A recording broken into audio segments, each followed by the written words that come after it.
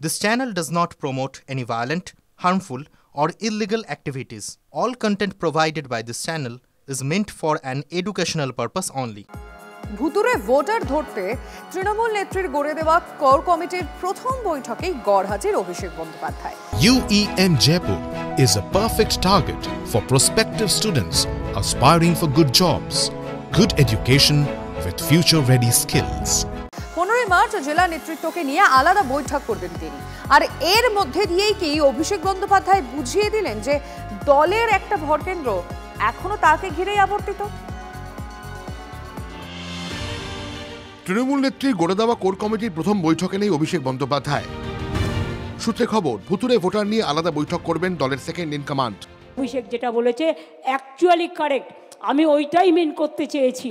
আমি বলেছি 2/3 মেজরিটি তো থাকবেই, তার বেশি আপনাকে নিয়ে আসতে হবে। নেতাজি ইন্ডোরে মমতা বন্দ্যোপাধ্যায় এই বার্তার পর দলের অন্দরে অভিষেক বন্দ্যোপাধ্যায়ের ভূমিকা কার্যত স্পষ্ট হয়ে যায়। ওই দিন ভুতুরে ভোটার খুঁজতে দলের রাজ্য সভাপতি সুব্রত বক্সির নেতৃত্বে একটি কোর কমিটি গড়ে দেন তৃণমূল নেত্রী। আমি সুব্রত বক্সি নেতৃত্বে একটা কমিটি করে দিচ্ছি স্টেটে। এদের কাজ হচ্ছে এরা বসে পার্টি অফিসে কার কি প্রবলেম আছে সেগুলোকে নেবে, নিয়ে কোথায় কোথায় প্রবলেম হচ্ছে সেটা তারা পাস অন করবে। 36 জনের সেই কমিটিতে রয়েছেন অভিষেক বন্দ্যোপাধ্যায়ও। বৃহস্পতিবার সেই কোর কমিটির প্রথম বৈঠক ডাকা হয়, কিন্তু সেই বৈঠকে যোগ দেননি দলের সর্বভারতীয় সাধারণ সম্পাদক। তৃণমূল সূত্রে খবর, মার্চের মাঝামাঝি জেলা নেতৃত্বকে নিয়ে আলাদা ভার্চুয়াল বৈঠক করবেন তিনি। বেশ কিছুদিন যাবৎ তাকে ঘিরে শীর্ষ নেতৃত্বের সঙ্গে মমতা বন্দ্যোপাধ্যায়ের সঙ্গে বা প্রবীণ নেতৃত্বের সঙ্গে তার সম্পর্কের দূরত্ব নিয়ে আলোচনা চলছিল। তাকেও দেখা যাচ্ছিল সেবাশ্রয় প্রকল্পকে হাতিয়ার করে মূলত তার লোকসভা কেন্দ্রের অন্দরে বিভিন্ন কর্মসূচিতে ব্যস্ত থাকতে। তারপরে ভার্চুয়াল বৈঠক হতে চলেছে 15ই মার্চ। এই 15ই মার্চের ভার্চুয়াল বৈঠকের মধ্যে দিয়েই আরও একবার রাজ্যব্যাপী সক্রিয় হচ্ছেন অভিষেক বন্দ্যোপাধ্যায়। এতেই প্রশ্ন উঠছে, তৃণমূলের আলাদা ভরকেন্দ্র হিসেবে অভিষেকের থেকে যাওয়াটাই কি স্পষ্ট হলো বৃহস্পতিবারের বৈঠকে? গত মিটিংয়ে একসাথে হয়েছিলেন রিসেন্টলি আবার সঞ্জয় বসু, যিনি অভিষেক বন্দ্যোপাধ্যায়ের খুব কাছের লোক, তাকে মমতা বন্দ্যোপাধ্যায় সরকারি মামলা থেকে সরিয়ে দিয়েছে। তার জন্য আবার ফাটলটা একটু চওড়া হয়েছে। এরকম ফাটল লাগুক, জমাল কাছাকাছি আসুক, দূরে আসুক, আরও অনেক ড্রামা বাকি আছে। সবে তো ড্রামা শুরু হচ্ছে, এখন সিরিয়াল, বাংলা সিরিয়াল, এটা দেখতে থাকুন। আরও অনেক ওই যে একটা সেবাশ্রয় চালু হয়েছিল, সেই সেবাশ্রয়টা আসলে রাজ্যের যে স্বাস্থ্য ব্যবস্থা সেটা ভেঙে পড়ছে বলে তার পাল্টা হিসেবে সেবাশ্রয় প্রকল্প চালু করা হয়েছে কিনা সেটা আমিও বলতে পারবো।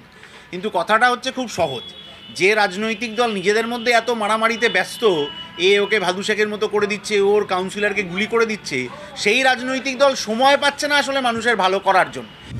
কোর কমিটির প্রথম বৈঠকে নেই অভিষেক, আলাদা বৈঠক ডাকলেন অভিষেক।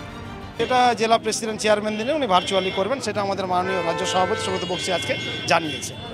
2019-এর লোকসভা নির্বাচনে তৃণমূলের ফল খারাপ হওয়ায় দলের হয়ে কাজ করার জন্য ভোট কুশলী সংস্থা আইপ্যাককে এনেছিলেন অভিষেক বন্দ্যোপাধ্যায়। কিন্তু সম্প্রতি সেই আইপ্যাকের বিরুদ্ধেই প্রকাশ্যে মুখ খুলতে শুরু করেন তৃণমূলের প্রবীণ নেতাদের একাংশ। আইপ্যাক নিয়ে প্রকাশ্যে অসন্তোষ প্রকাশ করেছিলেন খোদ মমতাও, কিন্তু সম্প্রতি নেতাজি ইন্ডোরের সভায় তিনি আবার আইপ্যাক নিয়ে উল্টোপাল্টা কথা না বলে তাদের সঙ্গে সহযোগিতা করার নির্দেশ দেন। একই সঙ্গে মমতার সঙ্গে দূরত্ব বৃদ্ধি জল্পনা উড়িয়ে সেই সভাতেই অভিষেক বলেছিলেন, আরে আমার গলা কেটে দিলে কাটা গলা থেকে মমতা ব্যানার্জি জিন্দাবাদ বেরোবে, আমি বেঈমান নই। এরপরেও মমতার গড়ে দেওয়া কোর কমিটির বৈঠকে অভিষেক না যাওয়ায় রাজনৈতিক মহলে জল্পনা শুরু হয়েছে। এদিন থেকে অভিষিক্ত হলেন, তারপরেই কিন্তু আমরা দেখলাম দলের দুটো ধারা, এবং সেই ধারাটা দিনের দিন চওড়া হতে হতে দুটো ভরকেন্দ্রের রূপ নিয়েছে। কখনো সেটা প্রকাশ্য হয়েছে, কখনো অন্দরমহলে বিভিন্ন জল্পনা কল্পনার মধ্যে সীমিত থেকেছে। সেটা যে তৃণমূল কংগ্রেসের তুষের আগুনের মতনও নিবুভাবেও জ্বলে যাচ্ছে, এবং সেটা কিন্তু একদম পরিষ্কার সত্য ঘটনা।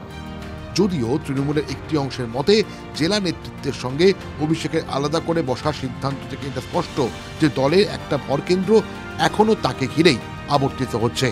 Sourav Guha report, TV9 Bangla. ভুতুরে ভোটার ইস্যুতে চাপ বাড়াতে কমিশনের তৃণমূল। আধারের মতো ভোটার কার্ডেও ইউনিক নাম্বারের দাবি রাজ্যের শাসক দলের। নির্বাচন কমিশনের ঘুম ভাঙাতে এসেছিলেন সিইও অফিস থেকে বেরিয়ে মন্তব্য ফিরহাদ চন্দ্রিমা অরূপের। 11 মার্চ দিল্লিতে নির্বাচন কমিশনের দরবারে বিজেপি। বুধবার দুর্গাপুরের দলীয় কর্মী সভা থেকে নির্বাচন কমিশনকে নিশানা করেছিলেন তৃণমূল সাংসদ कीर्ति आजाद।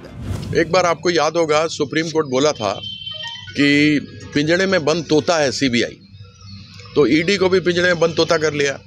इलेक्शन कमीशन के माध्यम से बीजेपी उसका खूब दुरुपयोग कर रहा है और इलेक्शन कमीशन भी उसका पिंजड़े में बंद मैना है। तोता मैना होता है ना, तो तोता तो उधर हो गया और ये आपका इलेक्शन कमीशन मैना हो गया। কমিশন সম্পর্কে এমন মন্তব্য শুনে ঝাঁপিয়ে পড়ে বিরোধীরা। হচ্ছে কীর্তি, তার বিভিন্ন কীর্তিকলাপ থাকবে, আর তারপরে পরের শব্দটা হচ্ছে আজাদ। এই দেশে কথা বলার আজাদিতে কেউ আটকাতে পারে না। উনি মানে রাজনীতিতে এসেছেন কতদিন, ওনার এই অনুভব বা এই মন্তব্য করার মতো অধিকারই নেই। উনি এখন পশ্চিমবঙ্গের ছেলে মেয়েদের ভালো করে ক্রিকেট শেখান, বর্ধমানে ক্যাম্প করুন। উনি ভালো ক্রিকেটার, যেটা পারেন সেটা করুন, এসবের মধ্যে ঢুকবেন না। বৃহস্পতিবার সেই খাঁচার ময়নারই দ্বারস্থ হলো कीर्ति आजाদের দল। একেবারে দলবল মিলে নির্বাচন কমিশনের অফিসে তৃণমূল, ফিরহাদ হাকিম, অরূপ বিশ্বাস, চন্দ্রিমা ভট্টাচার্য, ঋতব্রত বন্দ্যোপাধ্যায়। আইডেন্টিটি নাম্বার, এটা যদি ভারতবর্ষের প্রত্যেক নাগরিকের থাকে, সে যদি ইউনিক নাম্বারটা দিয়ে দেয় তাহলে তো এই কোনো অসুবিধার কোনো জায়গা থাকে না। XYZ, ZYX এগুলো কেন করা হলো? এটার পিছনে একটা গভীর ষড়যন্ত্র রয়েছে, একটি রাজনৈতিক দলের ষড়যন্ত্র। এবং আমার একটাই প্রশ্ন, কেন এইসব জেনে শুনেও এখনো ঘুমোচ্ছে নির্বাচন কমিশন? আমাদের কাজ হচ্ছে নির্বাচন কমিশনকে জাগানো। স্পেসিফিকভাবে ডিমান্ড করেছি যে যখন অনলাইনে কেউ অ্যাপ্লাই করবে তাকে ফিজিক্যাল ভেরিফিকেশন বিএলও এবং বিএলআরওর মাধ্যমে ফিজিক্যাল ভেরিফিকেশন করতে হবে। ভোটার লিস্টে ভূত থাকার অভিযোগ তুলে সরব হয়েছে তৃণমূল। দলকে ভোটার লিস্ট খতিয়ে দেখার হোম টাস্কে দিয়ে দিয়েছেন তৃণমূল নেত্রী। পাল্টা রাজ্য সরকারের দিকেই আঙুল তুলেছে বিজেপি। চাপ বাড়াতে এবার নির্বাচন কমিশনে যাবে গেরুয়া শিবিরও। আমি নিজে দেখা করতে যাচ্ছি 11 তারিখে, যে নির্বাচন কমিশনের ফোন এসেছিল 11 তারিখ বিকেল 4টার সময় ভারতবর্ষের চিফ ইলেকশন কমিশনার জ্ঞানেশজির সাথে কথা, আমার অ্যাপয়েন্টমেন্ট ফিক্স হয়েছে। পশ্চিমবঙ্গের ভোটার তালিকায় প্রায় কয়েক লক্ষ, 17 লক্ষের উপরে আমরা ডবল এন্ট্রি, একজনের নাম 2 জায়গায় 3 জায়গায় এরকম পেয়েছি। আমরা সব নির্বাচন কমিশনের হাতে তুলে দেব। রোহিঙ্গা, কে মুসলমান, এগুলো হচ্ছে উস্কানি। এখানে যদি স্পেসিফিক থাকে যে হোক, যদি পশ্চিমবঙ্গের বাসিন্দা নয় তার ভোট দেওয়ার অধিকার নেই, সেগুলো ওরা করতে পারবে না। ওরা এসে এগুলোকে ভণ্ডুল করার চেষ্টা করছে। এপিক বিতর্ক সহসা থামার নয়। শাসক দল এবং প্রধান বিরোধী দলের অবস্থানেই স্পষ্ট নয় কি? Bureau report, TV9 Bangla.